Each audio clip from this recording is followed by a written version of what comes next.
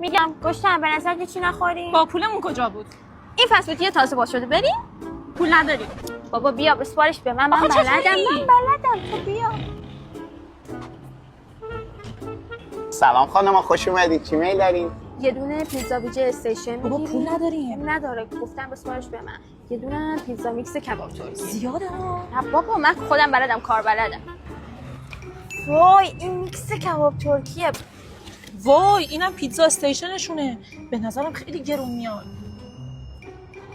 اسم میکنم خیلی گرون میشن. پول نداشتیم. نه بابا غمت نباشه فعلا بخور.